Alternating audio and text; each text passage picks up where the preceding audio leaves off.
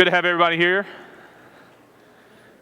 Glad you have decided to be here at Dalreda for the morning and to be a part of our Bible classes and to be here for worship as well. We are continuing our study of thinking about how to think and how to live in the right kind of way. This is going to be a bit of a pivot class for the rest of our quarter that we're going to be spending together as we get to these major topics next week. We're going to be dealing with abortion and looking at details about it and see what is the world saying. How are they coming to particular conclusions about how to justify that decision of abortion? But there's also some smaller things that we've got to look at in there as we build up to it. And so that's where we're going to be next week. We're going to be thinking through that particular topic and see if we can come to a conclusion, not just for ourselves, because I think it's fair to say in this room, if we think about where we stand on that topic, we'd probably line up pretty well looking at our survey that we had recently. But our world sees it different. And let's be honest, there's Christians that see it differently. There's people that are within Christianity or within the church specifically that may not take the same stand as us. And we want to be effective in our conversation. With our dialogues with one another, we want to be able to teach God's word and understand where people are coming from. And it's leading them to a truth is what we're trying to do. Where we began our class, we've kind of put people in different boxes, trying to figure out how worldviews work. How do people justify their decisions about morals? Where do they come from when they're trying to decide day to day, politics, family, whatever that may be? And where do we come from? How can we settle down on what is right and what should we be doing? As I said, today's going to be a pivot class because we're looking specifically today at what did Jesus say?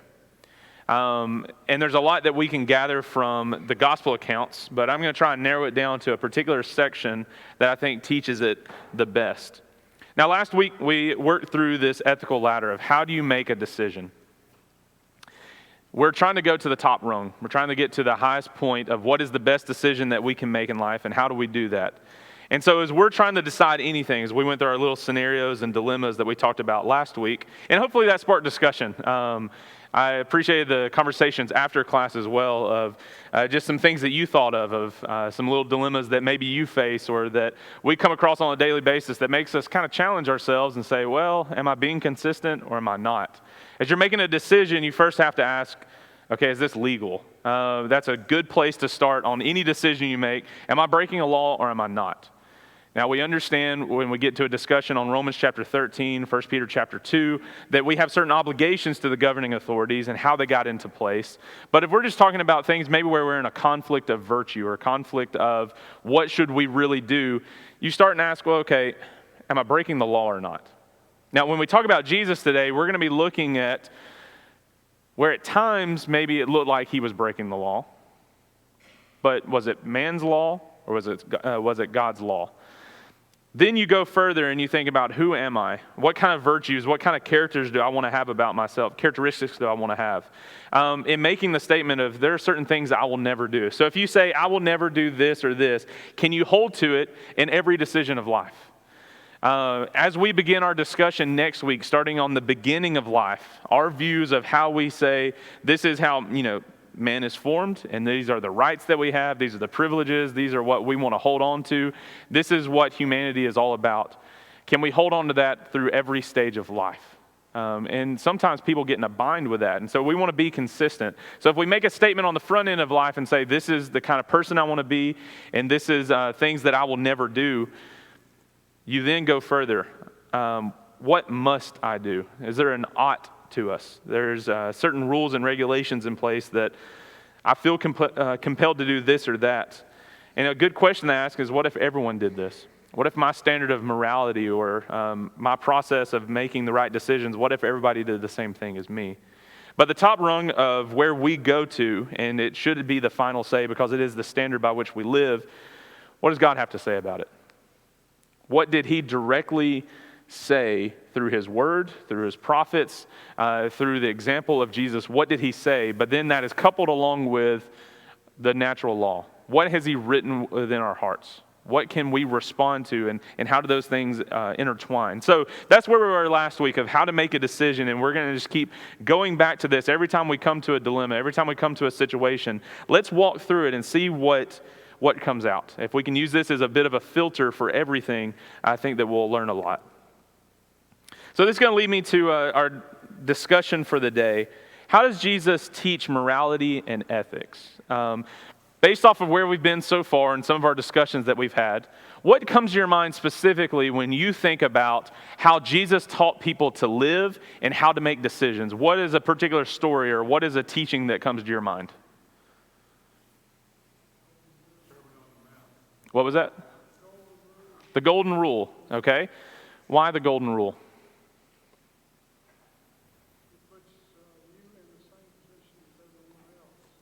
Okay. It puts you in the same position as everyone else. I think that's something good to hold on to. Is that the Sermon on the Mount? Absolutely. We'll be going there. There's a lot to gather from the Sermon on the Mount, but why did that one come to your mind? I just taught a higher level of things that we think of basically. It went the next several steps up to really, I guess, get to the basics of what causes us to think or do certain things. Okay, yeah, so Jesus makes us dig in deeper in the Sermon on the Mount. He makes us really consider ourselves and what is the best decision that we should make. Absolutely. So going up a ladder or digging in deep, whichever way you want to look at it, he challenges that. Okay, what else comes to your mind with Jesus?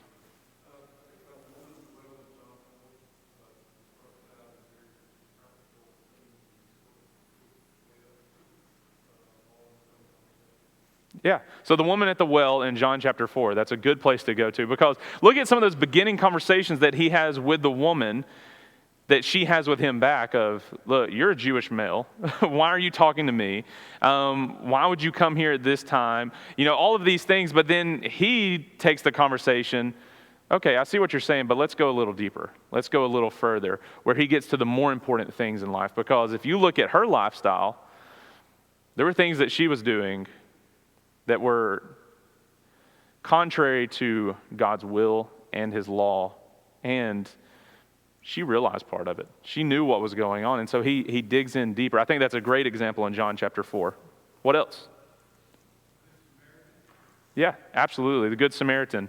Heard a really good sermon on that recently, on the Good Samaritan, about looking at the Jewish leaders and what they could have been doing, what they didn't.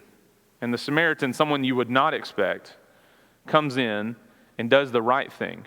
But surrounding that is Jesus' actual teaching of why he's using that scenario, because they're saying, you know, who is my neighbor? Who should I really love? Is it just those that do good to us? Or is it those, you know, that can return something to me? Or is it someone that really needs it? Who is my neighbor? And so he used that story. Very good. What else? Yeah. When the Pharisees and the Herodians were trying to trap Jesus, talking about taxes to Caesar, and they're trying to trap Jesus, but was asking Jesus about the taxes, and Jesus says, okay, let me see the coin. What's the inscription on the coin? To his face, they say it's Caesar's. And he says, then pay tax. You pay to Caesar what's Caesar's, and then you pay to God what's God's. It's like saying, you may not agree with Caesar's doing, and I don't agree with what Caesar's doing, but the law of God here is still saying do the ethical and legal thing and pay your taxes to Caesar, but you still do not take away that you're still serving God what he did. Okay, so the account where Jesus says, render to the Caesar what is Caesar's. And I mean, you put that along with 1 Peter chapter 2 and Romans 13, you know, pay taxes to whom taxes are owed, respect to whom respect is owed, so forth and so forth. That Jesus taught that, you know, I mean, using an illustration of showing the coin, like, whose face is on it? Well, it's Caesar's, okay, then give it to him. It's no big deal. It's just, you know, that's the way that things are. And so, yeah, that's a good example of him discussing with some of those Jewish leaders, but ones that kind of knew the politics of the day as well. That's helpful. Anything else? I think the way Jesus dealt with the religious people's view of the Sabbath and trying to weigh their traditions versus what was the right thing to do, the good thing to do. They had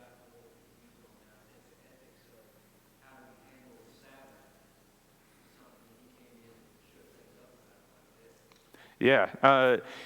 Go through the gospel accounts of any time Jesus does something on the Sabbath, and look at what he's trying to get them to actually think about. I think it had come up in one of our discussions about Matthew chapter 12 with Jesus' disciples on the Sabbath, taking a little bit of the grain and eating it. And then the Pharisees get all upset that his disciples are doing that and he's allowing them to do that. And the trump card at the very end of that is, I'm Lord of the Sabbath. Now, Jesus could have started there. Every time he talks to somebody on the Sabbath, he could say, look, I created it. I know what it's all about. But let me teach you what's more important. But he was never actually violating the Sabbath.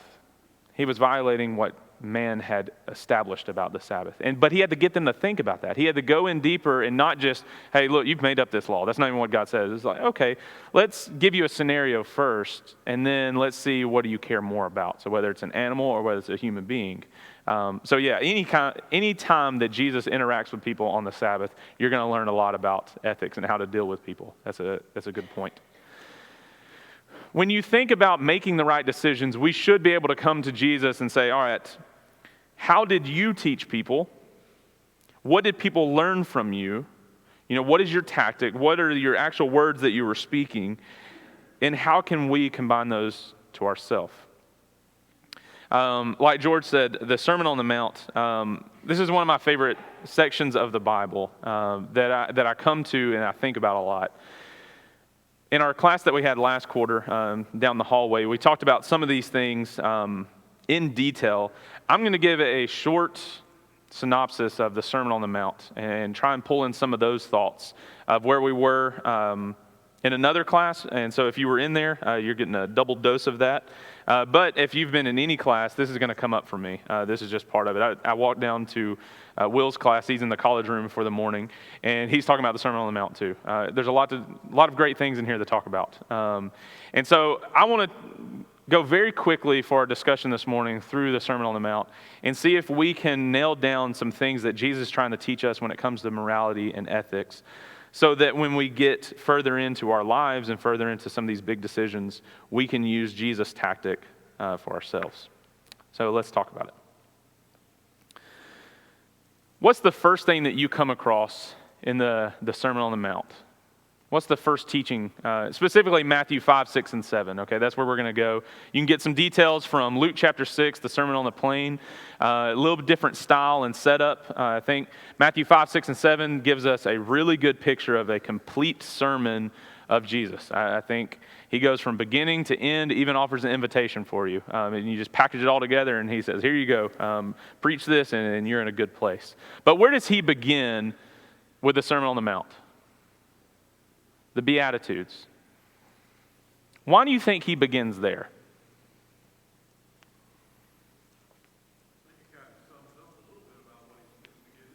Okay, so it sums up a little bit about what he's going to get into. Why is that?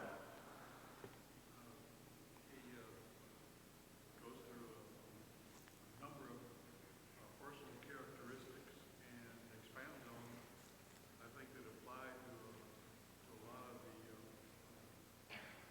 situation he's about to get into and the rest of the sermon. Yeah, absolutely. So he gives a bunch of personal characteristics that are going to help you the further in that you go. I think that's absolutely right. What else do you think of with the Beatitudes? Why did he begin there?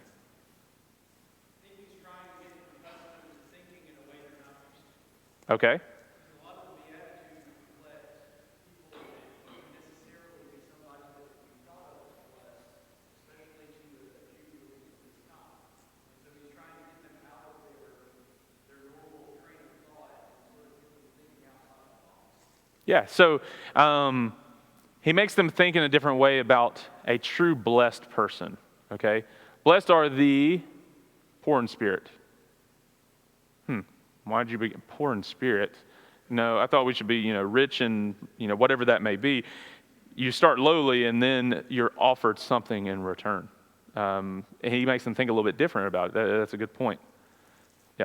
And I think he's trying to teach them to combine having the right virtue with understanding the blessing or the consequences of living right. Yeah. So having the right virtue while they're understanding the consequence or the action of whatever they're about to do. Yeah, absolutely. All those things put together, all of your comments, I think that sets up exactly what the Beatitudes are about. Now, if you will remember some of our intro comments in some of our previous classes, we've looked at a few pieces of wisdom literature that begin very similar to what Jesus is doing on the Sermon on the Mount. Psalm chapter 1. Psalm 1 and Psalm 2 are kind of these headings for the remainder of the book of Psalms. Psalm chapter 1 begins with, "Blessed is the man." There's this mentality in wisdom literature that you've got to be the right kind of person. You want to check yourself so that you can understand the rest of this. And I love that beautiful picture that is painted from the book of Psalms, where he's going to step through and he's going to say, all right, where do you establish yourself? Because if you can't pass through chapter 1, the rest of the Psalms, you won't be able to pray. You won't be able to sing with the right kind of mentality and the right kind of heart. I mean, really think about that. Sit down in your personal study and go back to Psalm chapter 1 and couple Psalm 2, because it deals with the Messiah, and those are two main characteristics that we want to mimic throughout the Psalms. But he's saying, blessed is the man.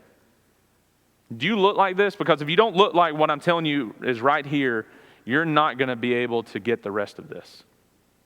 If you'll recall, Proverbs chapter 1 begins with a very similar doorway.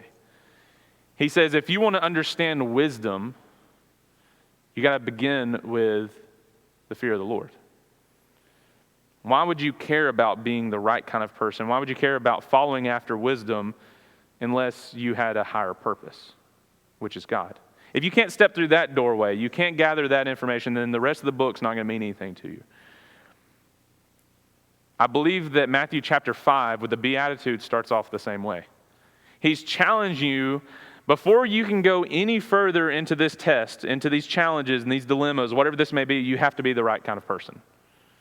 That's what the Beatitudes set up for us. Are you the right kind of person? And there's multiple different ways that you can look at how these are structured and why Jesus taught them in the way that he did. But look at some of the things that he does point out. Poor in spirit, those who mourn, the meek, those who hunger and thirst for righteousness, the merciful, the pure in heart, the peacemakers, and those that are persecuted. All of those things can have a spiritual application to them. So you can talk about, being poor in spirit, that talking about your condition before you have God. You've got nothing. And because of that condition, that you mourn. And you realize that you need something more. And so you've got to humble yourself. And then you hunger and thirst after something, after righteousness, and you allow God to fill you and all this kind of stuff. So it has maybe a spiritual leaning to it, is that you could put all this into your spiritual growth process of how do you approach God and what is he offering in return when you go from nothing to a child of God. And he even ties a little bow on the end of, all right, if you choose to do this, blessed are those who are persecuted. If you decide to live this lifestyle, people are going to have a bit of a challenge with you. Your lifestyle is going to present opportunities for you to teach, but it's also going to have a chance for people to look at you and maybe not agree with you and bring you down, because that's what happened to Jesus. That's one of those teachings that we get from the life of Jesus, that he was the most consistent, perfect and pure all the way through, and he still had people that opposed him. So we need to arm ourselves with the same way of thinking. But there's also the physical world that's attached to these Beatitudes as well, is that you have to have the right mentality anytime you do something. So, just going back to blessed are the meek, for they shall inherit the earth. Now, I don't think he's saying that, the world's possessions will be given to you. Because you think about someone that is meek, just that one specifically, we honor that as a good characteristic. I want to follow after someone that is meek, because they're going to be humble, they're going to be lowly, they're going to be able to listen. But does our world think that is a good characteristic to have? You'd say, well, yeah, meekness is good, but would they say that's the kind of person that I want as my boss? Well, yeah, I want him to be humble and look, but when you really start getting into it, people may say, well, he's got to be hardened up a little bit more. He doesn't need to be a pushover. He doesn't need to be passive. And people may see meekness as, just someone that can be just pushed around, but that's not the case. A true meek person, and I don't know where this quote came from, but I liked it, was power under control. Someone that is meek, they're able to rein that in. And when you think about they shall inherit the earth, I think there is a success rate for those people that want to really be a meek and humble and lowly person. I think that is a characteristic that we need to utilize everywhere that we go, and I think that's a good way to get a leg up because it's right and it's good. It's an extension of God. And so you can look at any of these Beatitudes in the same kind of way, is that the spiritual leaning to them or just how to be a good person in your life. And so Jesus opens up this door. He says, okay, if you can't pass through the Beatitudes, then you're not really going to be able to get everything else.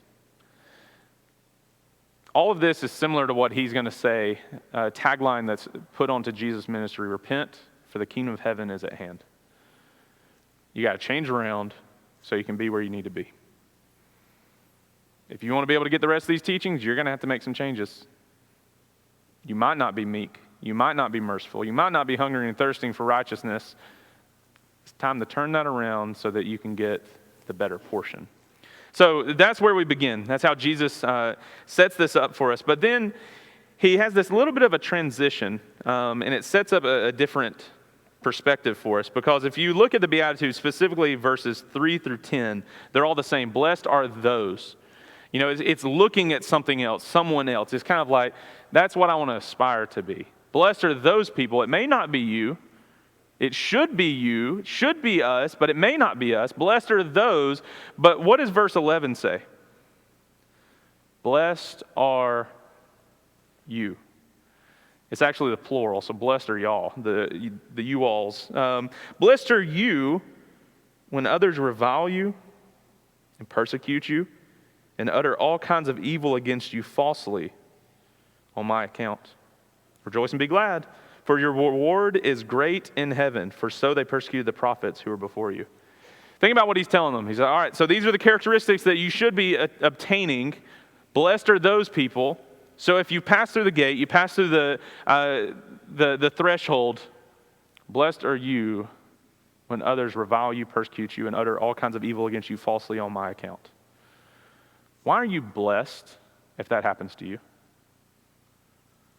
This happened to you, but it also happened to the prophets before you. This would tell me that you're in the same shoes as the prophets. Meaning, if the prophets stood for righteousness and they stood for teaching Jesus and letting the world not get to them, and you're in that same boat, that's exactly where you're going to be. Their reward was heaven. So that would mean you be in the same boat for the same reward. Okay, so Daniel said, he puts it along with the prophets. He said, look, the prophets already paved the way for you.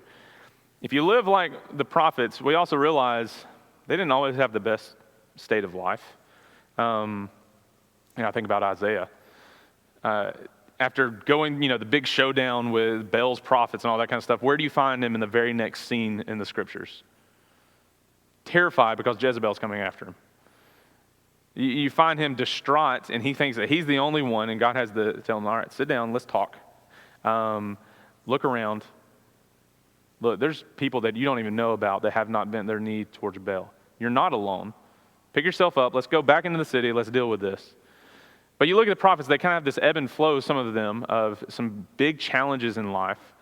But putting it in the right perspective towards God, they succeed. So yeah, if you find yourself similar to a prophet, you're probably on a good path. If you can say, I want to mimic what Isaiah was doing, or Elijah and their life of, I'm not going to let the world bother me. I'm going to focus on what God has given me to do. Yeah, absolutely. What else? Why does Jesus say that the person is blessed? Or you specifically are blessed when others revile you and persecute you?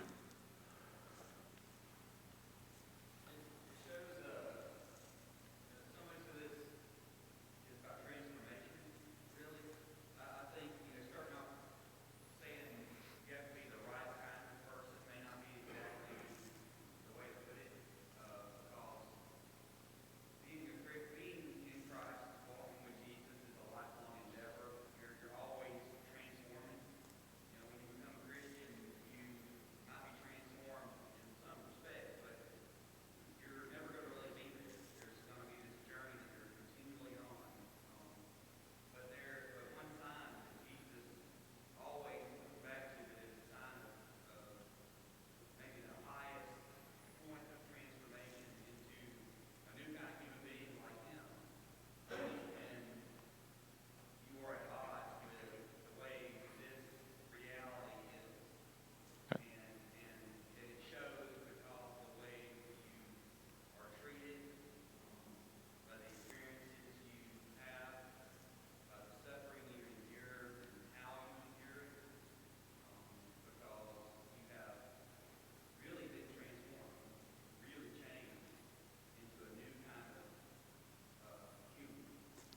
Yeah, so the topic of transformation, okay? So that's what Jesus is calling us to do, is to transform ourselves. Now, in some respect, that we make that transformation at that beginning statement of, all right, hey, I've got sin in my life. I need to repent. I want to live like Jesus. It's casting all those things to the side. It's what Paul was writing to the church in 1 Corinthians, where he says, such were some of you, after going through that long list.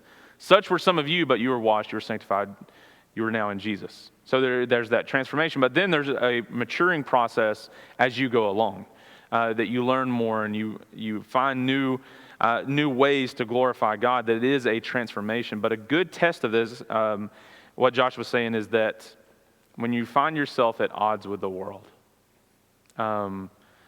we don't belong here.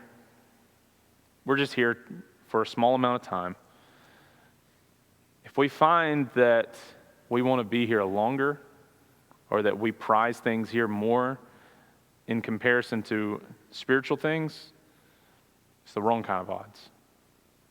Jesus is going to go deeper into that the further into the Sermon on the Mount you go, but it's a good test.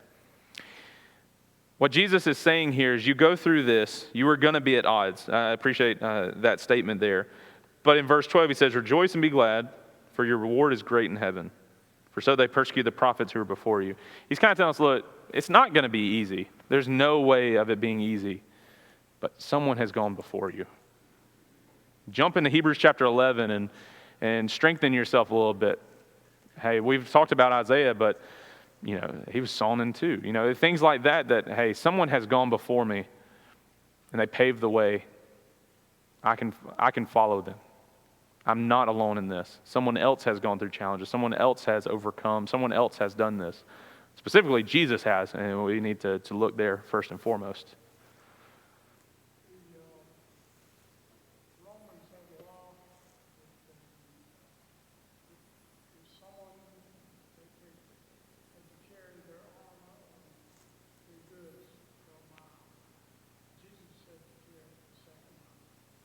So we need to look at first what we have to do, and then what we may do. Okay. Yeah, so talking about the Roman law at the time, where any person could be compelled to carry a Roman soldier's bags or whatever that may be. Jesus is going to say, well, you go the second mile. There was the part where you have to go the first one, but the second was what you may do. I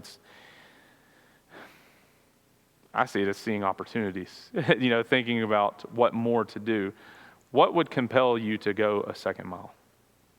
We looking at it like, well, he could evangelize along the way. It's like, what would be the purpose of going a second mile? It could get someone's attention, but what does that say about us going through the midst of it? Something, who am I? What's something I will never do? And how can we breach that and go further? Very good point. So you think about this, that he's opening up these characteristics and he's giving us a doorway and he says, all right, it's going to challenge you. You have to walk 1 mile, but what would compel you to walk 2? You may be persecuted for that, or people may utter all kinds of evil against you, falsely on my account. But then he goes to the next part. And I think this serves as 2 headings for the remainder of the Sermon on the Mount. So you go through this doorway of the Beatitudes, and he pivots it on blessed are you, so he's now talking to everybody. He then gives us 2 ways of thinking, salt and light. You have a quality of life and you have the purpose. Salt has a certain quality about it. You can look at salt and you can see a pile of it sitting there and think, oh, that's salt. But you don't really know, unless you taste some of it, of how salty it really is. It could just look like a bunch of granules sitting there, and you taste it and there's nothing to it. It serves no purpose. You're not going to use it. It may look right, but the quality is not right. Okay? It may look right, but the quality is not right. On the other hand, you've got light. Light has a purpose. It's meant to be shown.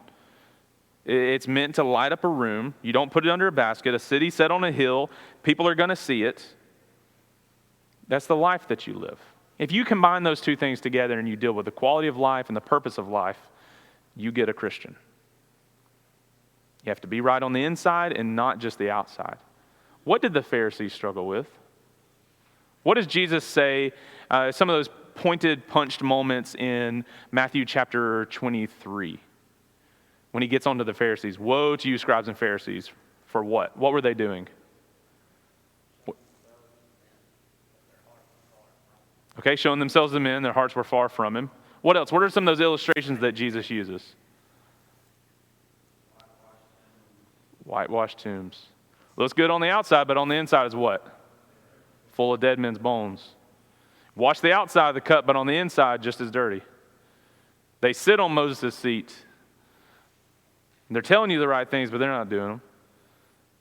They're tithing mint and cumin, and they're looking really righteous, but on the inside, they've neglected justice and mercy. They should have been doing those and the external things at the same time. A true Christian, a true child of God, is concerned about the heart of man as well as the actions. They both have to be working together. And that's why Jesus goes into this next section of the Sermon on the Mount. And he begins in verse 17. He says, don't think that I've come to abolish the law and the prophets. Jesus is about to sound kind of heretical, especially to the Pharisees of that time.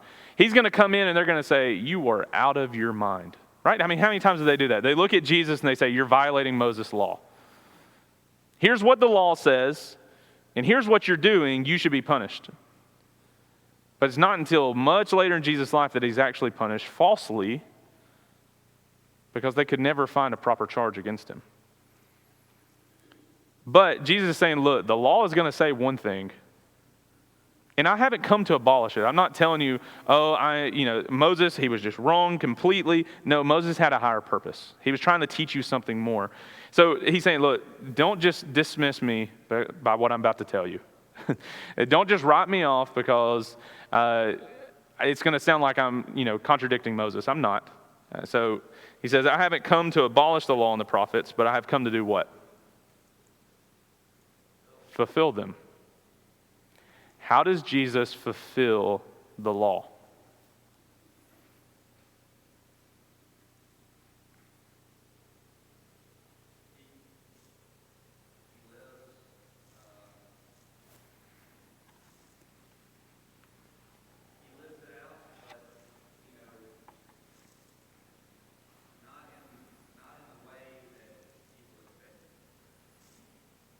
Okay, so he lives out the law, but not in the way that people expect him. Okay, what else? How does he fulfill the law? What does that mean?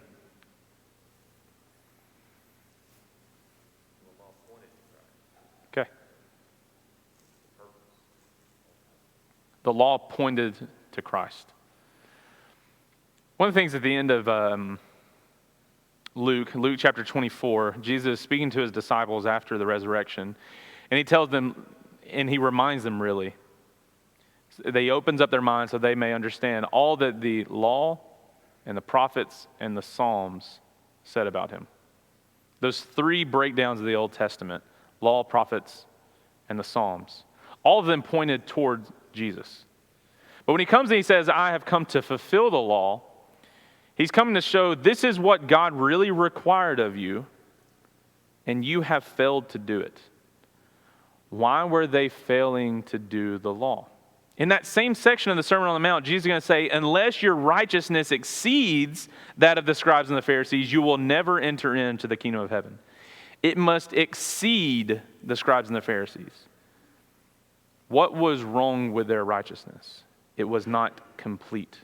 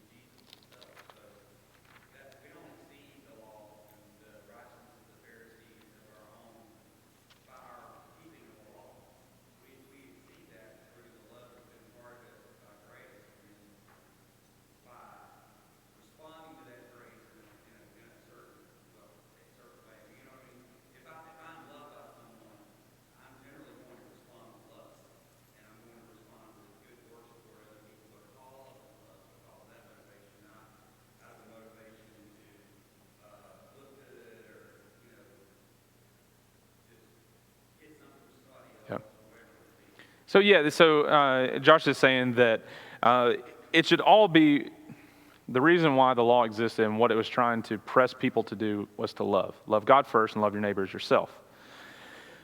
Jesus is going to say that in the golden rule a little bit further on, just to look there real quick. He says in Matthew chapter 7, verse 12, so whatever you wish that others would do to you, do also to them.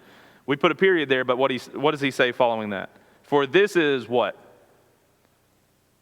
The law and the prophets. This is what the law was talking about. I thought Chuck did a really good job, was it 2 weeks ago now, on our summer series when he came in. He was talking about one of the sections here in the Sermon on the Mount, coupled with where we've been, looking at the Ten Commandments, about, it's not just murder and retaliation. There's some deeper things there. It's about who you are. Yeah. I'm trying to remember, I think it was Brother Belvin who had a sermon here a while back on the, mentioned the law as being really a codicil that was added on.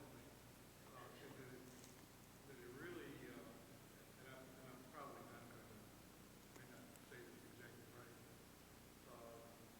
It didn't negate the promises that were made through Abraham.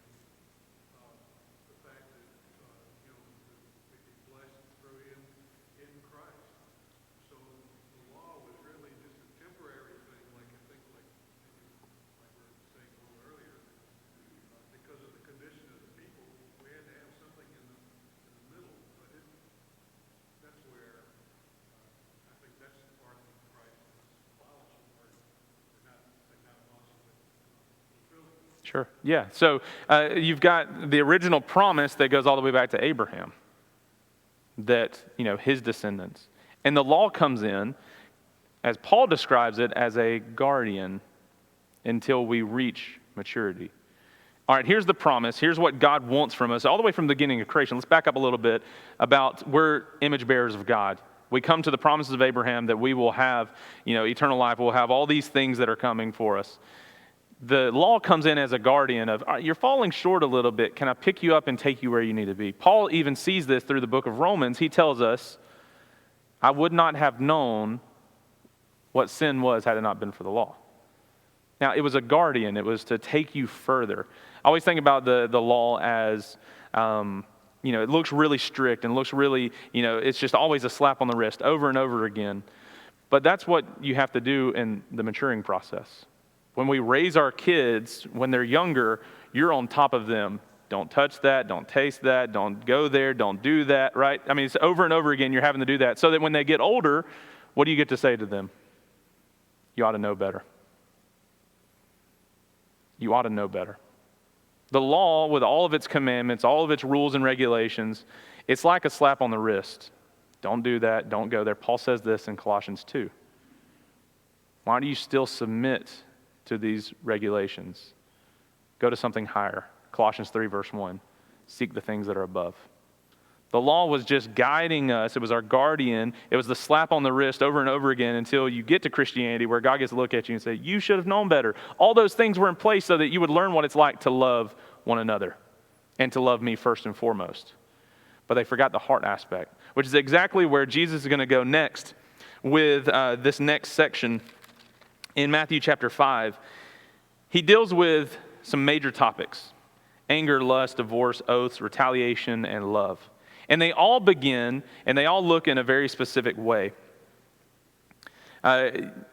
These antithetical statements of, you have heard that it was said, you shall not murder, you shall not commit adultery, whoever divorces his wife, let him give her a certificate of divorce, you shall not swear falsely, but shall perform to the Lord what you have sworn, an eye for an eye and a tooth for a tooth, you shall love your neighbor and hate your enemy. He said all that, you can read that. That's what Moses was saying. But he just didn't leave it there.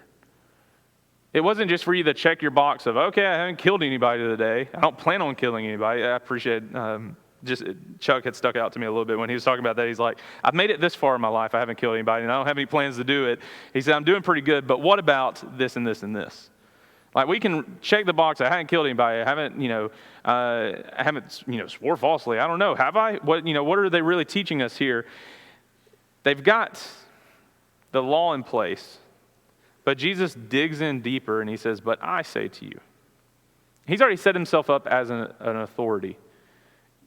If you flip over to the end of chapter 7, there's a little line when Jesus finishes his invitation of, are you wise or foolish? At the end, how do people respond to this sermon? They were amazed because he taught with what? Authority. So when he comes in, he says, you have heard that it was said, Moses said this, but I say to you, he's already set himself up as the authority. Everyone who's angry with his brother is liable to the judgment.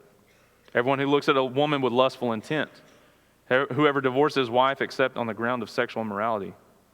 Don't take an oath at all. Don't resist the one who is evil. Love your enemies and pray for those who persecute you. In those statements, he's making you go further. It's not just the action itself. It's not just the light bulb. It's the salt as well. You have to put them both together. So he's getting us to think further as we're trying to understand morals and ethics of how to make the right kind of decisions. I mean, we could spend an entire class on each one of these, and we did previously in another class, and I enjoyed our discussions we had at that point. But in each one of these, there's more than just what the law said, and it's what God intended. Go through the rest of the Gospels, and you'll find Jesus taking each one of these sections and breathing a little bit more into it, like the divorce one. It's a small section here, You're looking at 2 verses, but you go a little bit further on into Matthew chapter 19, you get a little bit more exploded view of it, of why did you have these rules about divorce? Well, let's go all the way back to Genesis 1 and 2. God created man in a particular way, man and woman to be together. Don't let anyone separate that. He goes back to the original purpose. Before the law was in place, the law was just a guide of here's how you don't mistreat people. Here's how you don't leave people abandoned. Here's how you provide for your family. I had to give you all this. Let's carry you along.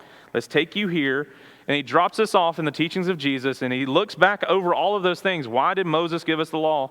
Why did he have these things in place? He goes even further back and he said, what was God's real purpose for you? What's the salt quality? What's the light purpose? Why did he teach these things about divorce and about marriage? What's the original purpose?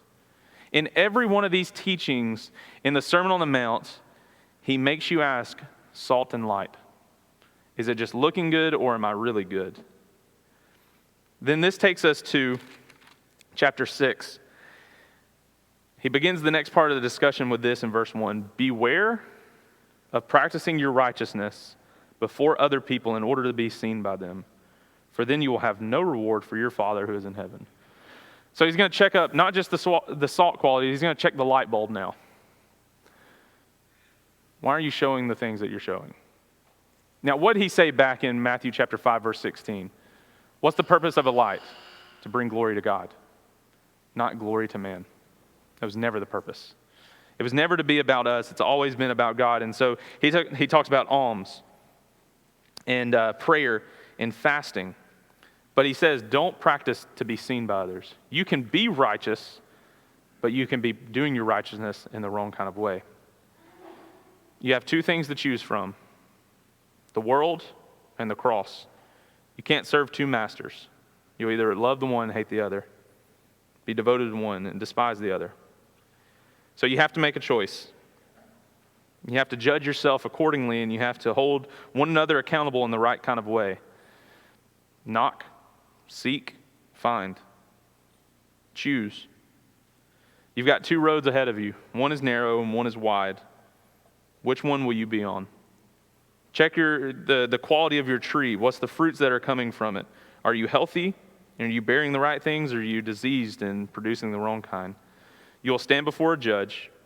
You'll either enter in or you will be without. So where will you build your house? Will you be wise and on the Lord, or will you be foolish and have destruction? Allow these to spur us on as we go into next week, as we think about thinking and being the right kind of person, specifically as we get into abortion. So that's what I've got.